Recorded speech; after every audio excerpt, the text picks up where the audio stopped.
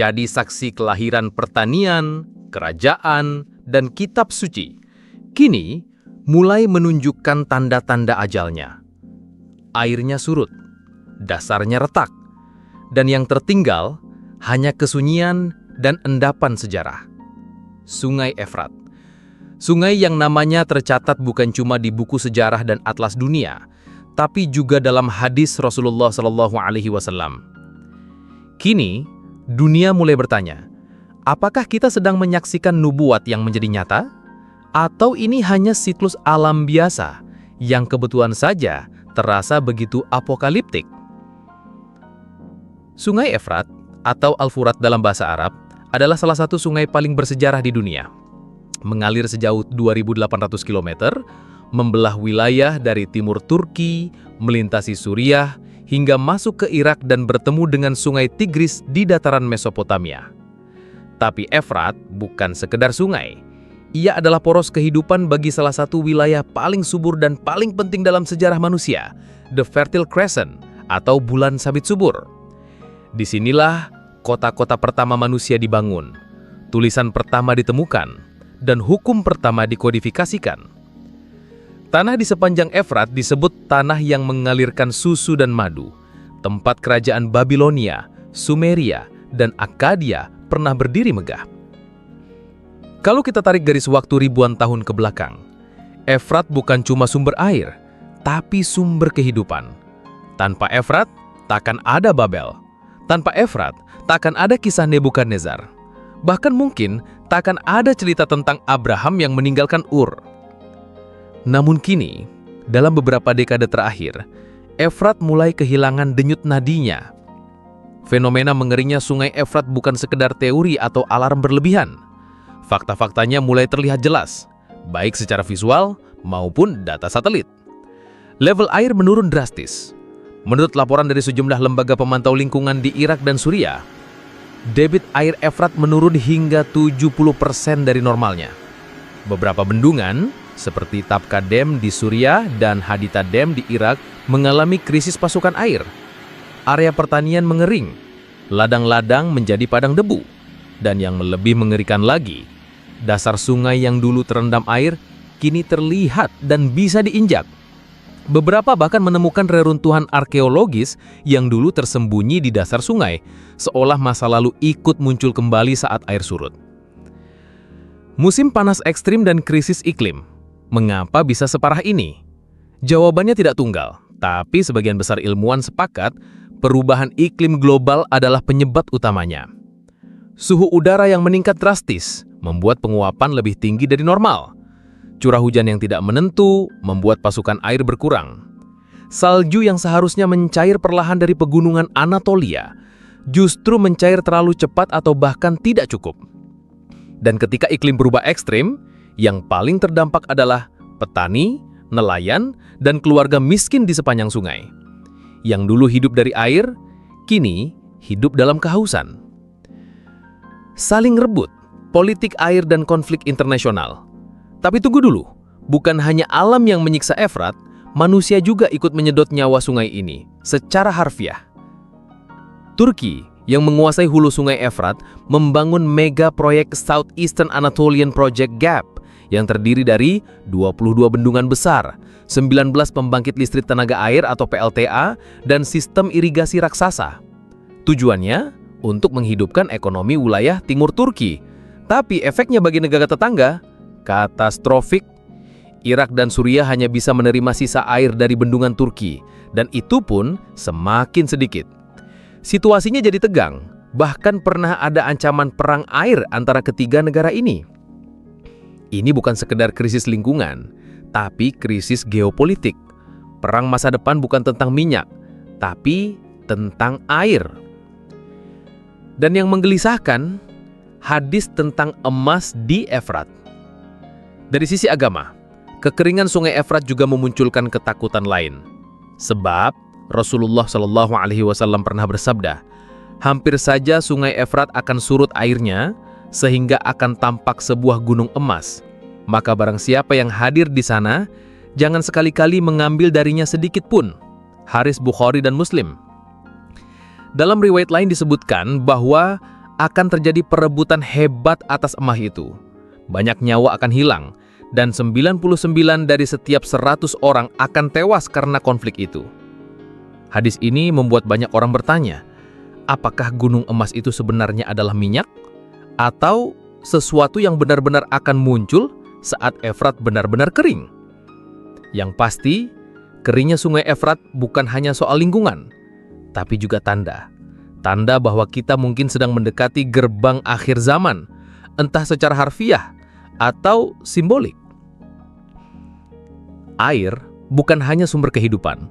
Ia adalah cermin dari apa yang sedang terjadi di dalam tubuh bumi. Dan sungai Efrat yang mengalir selama ribuan tahun di antara reruntuhan sejarah umat manusia, kini sedang menyampaikan sebuah pesan. Aku lelah. Secara geografis, sungai Efrat melintasi zona iklim kering dan semi kering. Ia tumbuh besar di wilayah Anatolia Timur, lalu mengalir ke selatan menuju Suriah dan Irak.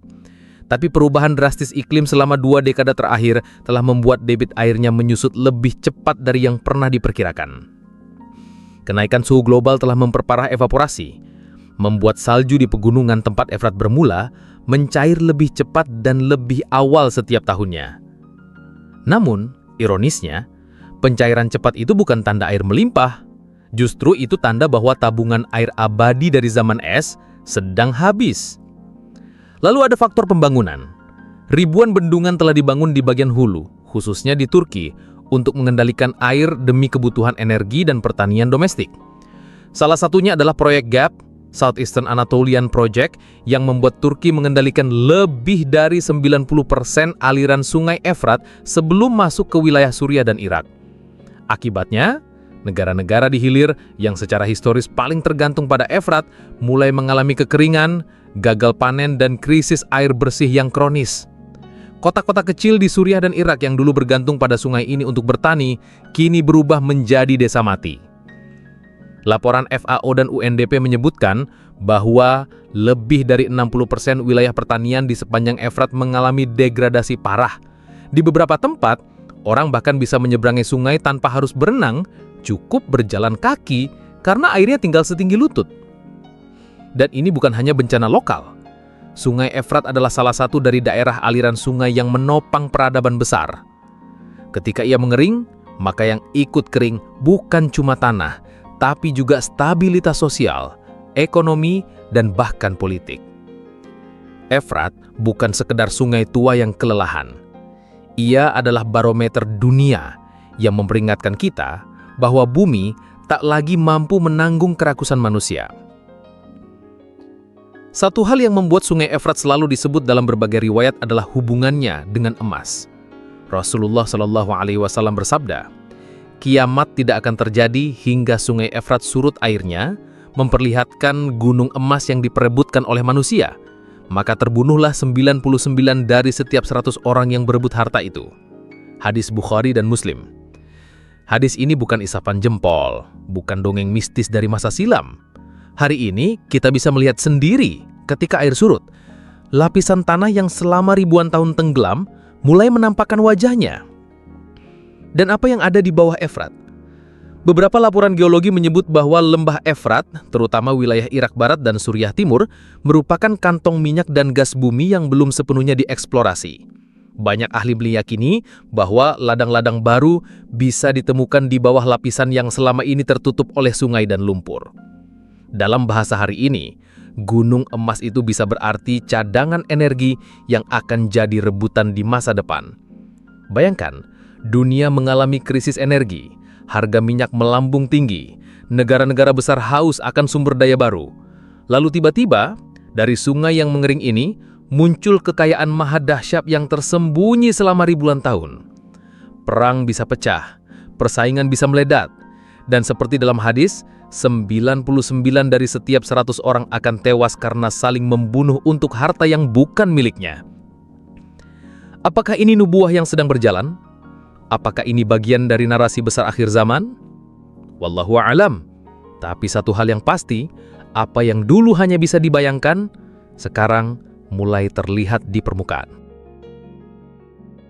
Sungai Efrat dengan segala keagungan sejarah dan narasi kenabiannya kini sedang menghadapi ancaman yang sangat nyata. Mungkin kita tergoda berpikir bahwa keringnya sungai ini adalah semata-mata tanda dari langit. Tapi mari kita mundur sejenak, melihat lewat lensa bumi, lewat fakta. Sungai Efrat bukan hanya menurun secara volume, ia nyaris menghilang di beberapa titik, terutama di kawasan Suriah bagian utara dan Irak barat. Di sepanjang jalurnya, tanah-tanah yang dulu subur kini retak seperti kulit bumi yang kehausan. Air surut, dan kehidupan pun ikut mundur. Apa yang terjadi? Faktor pertama, perubahan iklim global. Kita hidup di zaman di mana suhu rata-rata bumi meningkat drastis. Curah hujan tak lagi menentu, musim kemarau memanjang. Daerah aliran sungai Efrat semakin kehilangan pasokan air dari pegunungan di Turki, asal mula aliran sungai ini. Salju yang dulu menjadi sumber kehidupan, kini mencair lebih cepat atau malah tidak turun sama sekali. Faktor kedua, pembangunan dam dan bendungan besar-besaran. Di hulu sungai Efrat, Turki telah membangun puluhan bendungan lewat proyek raksasa bernama GAP, atau Southern Eastern Anatolia Project. Satu bendungan bernama Ataturk Dam mampu menahan miliaran kubik air, mengatur aliran sungai demi kebutuhan nasional. Ini membuat aliran air ke Suriah dan Irak turun drastis. Dan ketika air berubah menjadi komoditas, siapa yang mengendalikan air? Mengendalikan hidup. Faktor ketiga, eksploitasi dan pengelolaan yang buruk. Negara-negara di jalur Efrat belum memiliki kesepakatan yang stabil dan adil soal distribusi air. Hasilnya, tekanan diplomatik, saling tuduh, bahkan ancaman konflik air di masa depan. Semua ini bukan teori. Data dari World Resources Institute menunjukkan bahwa Irak kini masuk dalam daftar negara dengan water stress level tertinggi di dunia. Dan ironisnya, sungai yang pernah menjadi simbol kemakmuran kini menjadi peringatan keras. Bahkan air pun bisa menghilang bila manusia tidak menjaga amanah bumi. Kini kita kembali menatap dari sudut langit. Sebab dalam banyak riwayat, Rasulullah SAW telah menyebut sesuatu yang terdengar ganjil sekaligus mengguncang jiwa. Tidak akan terjadi kiamat hingga sungai Efrat menyingkapkan gunung emas dan manusia saling membunuh karenanya. Hadis riwayat Bukhari dan Muslim. Apa maksudnya? Gunung emas? Apakah ini perumpamaan atau benar-benar akan terjadi secara literal? Para ulama dan mufasir terbagi pendapat. Sebagian menganggap bahwa gunung emas adalah simbol kekayaan besar yang kelak akan muncul di daerah aliran sungai ini, dan karena kerakusan manusia, hal itu justru menjerumuskan mereka ke dalam pertumpahan darah. Namun ada pula yang meyakini ini bukan metafora, bahwa suatu hari dasar sungai ini akan benar-benar menyingkapkan tambang emas raksasa, entah karena pengeringan ekstrim, erosi, atau gempa bumi. Dan memang, dalam beberapa tahun terakhir, wilayah sekitar sungai Efrat telah menjadi ladang spekulasi. Beberapa laporan menyebut bahwa deposit mineral langka, bahkan potensi tambang emas mulai terdeteksi lewat pemetaan geologi. Apakah ini gunung emas yang dimaksud Nabi? Atau hanya kebetulan semata? Kita tidak bisa menjawab dengan pasti. Tapi satu hal yang patut direnungkan. Dalam hadis itu, Rasulullah juga menyampaikan peringatan penting. Barang siapa yang hadir pada saat itu, janganlah ia mengambil apapun dari emas itu. Bukan tentang emasnya, tapi tentang rakusnya manusia. Bukan tentang sungainya, tapi tentang ujian yang tersembunyi di balik mengeringnya air.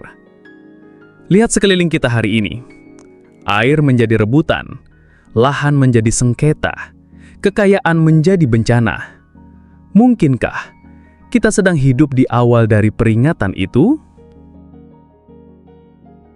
Jika kamu suka konten-konten Islami informatif seperti ini, tidak ada salahnya kamu klik like dan subscribe channel ini, karena dengan itu kamu membantu channel ini untuk tetap semangat dalam menyajikan konten-konten lainnya.